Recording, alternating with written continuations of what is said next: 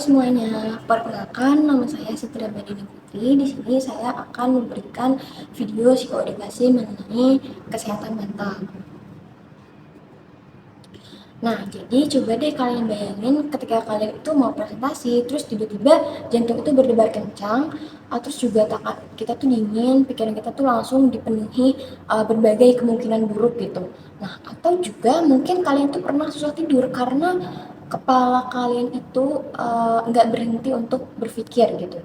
Nah, jadi rasa cemas itu sebenarnya wajar. Nah, tapi kalau misalkan muncul terus-menerus, berlebihan, bahkan sampai mengganggu aktivitas sehari-hari, bisa jadi itu adalah gangguan kecemasan atau juga anxiety disorder. Nah, menurut World Health Organization tahun 2022, gangguan kecemasan itu jadi salah satu gangguan mental yang paling banyak dialami masyarakat di dunia. Kenapa ya? Nah, jadi kondisi ini tuh bisa mempengaruhi pekerjaan, hubungan sosial, bahkan juga kualitas hidup seseorang. Lalu, apa sih yang bisa membantu seseorang itu menghadapi gangguan kecemasan? Yuk kita akan bahas satu persatu. Pernah gak sih kalian itu mendengar temen kalian itu ngomong kayak aku capek banget. Nah, kadang kita tuh langsung ngasih solusi gitu. Padahal belum tentu tuh dia tuh sedang membutuhkan solusi. Nah, bisa jadi dia tuh cuma pengen didengar aja gitu. Nah, menurut Taylor tahun 2020, dukungan sosial itu adalah salah satu faktor pelindung yang bisa membantu seseorang itu menghadapi stres dan juga tekanan hidup. Nah, artinya ketika seseorang itu merasa ada yang mendengar, memahami, dan tidak menghakimi, tingkat kecemasannya itu bisa berkurang. Nah, makanya teman itu bukan cuma buat diajak nongkrong gitu. Teman yang baik adalah teman yang mau bertanya gitu, kamu lagi gimana, baik-baik aja atau enggak gitu. Terus juga kayak kalau misalkan kamu butuh cerita, aku siap dengerin gitu. Nah, jadi kalimat sesederhana seperti itu pun ternyata bisa memberikan nih rasa aman bagi orang yang emang sedang berjuang dengan kecemasannya. Nah, tapi ingat ya, kita juga gak harus menjadi psikolog nih untuk membantu teman kita. Nah, kita tuh cukup hadir, mendengarkan, dan juga mendukung mereka nih mencari bantuan profesional jika memang dibutuhkan gitu. Nah, sekarang coba deh jujur. Nah, kapan sih terakhir kali kita tuh benar-benar istirahat nih tanpa membuka laptop atau juga memikirkan tugas gitu.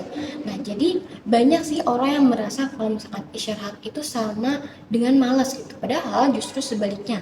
Nah, menurut WHO tahun 2022 menjaga keseimbangan antara aktivitas dan juga waktu istirahat itu merupakan bagian penting nih dari kesehatan mental.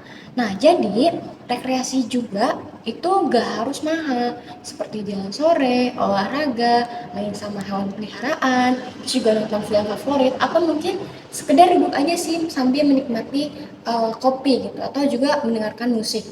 Nah, jadi aktivitas sederhana seperti itu tuh bisa membantu tubuh kita tuh menurunkan hormon stres dan juga membuat pikiran kita tuh menjadi rileks gitu. Nah, karena kalau kita terus bekerja tanpa memberi waktu otak itu beristirahat, lama-lama kita tuh akan mengalami kelelahan fisik maupun juga mental.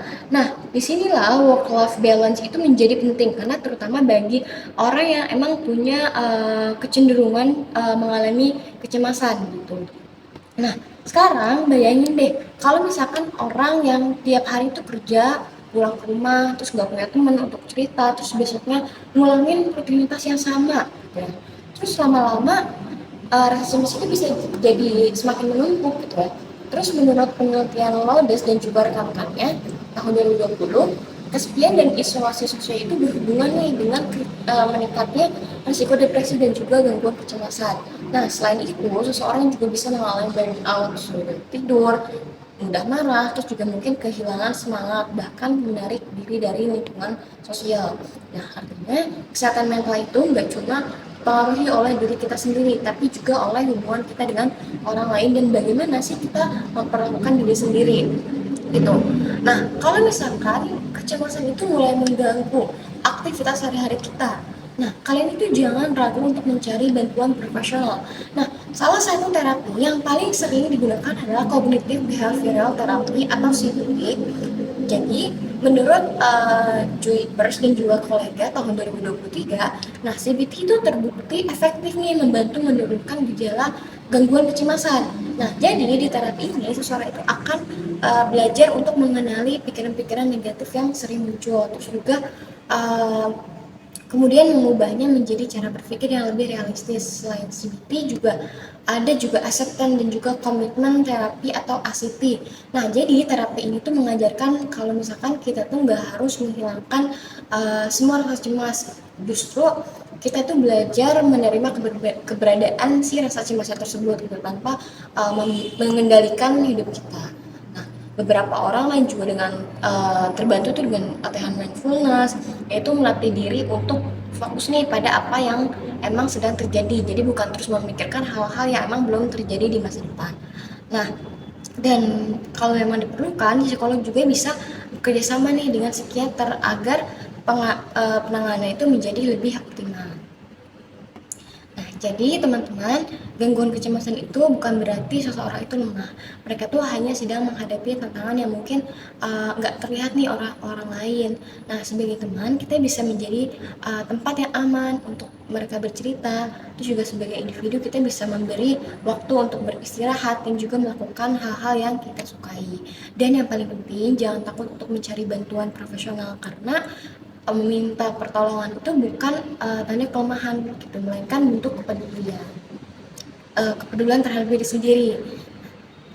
Jadi terima kasih sudah menyimak.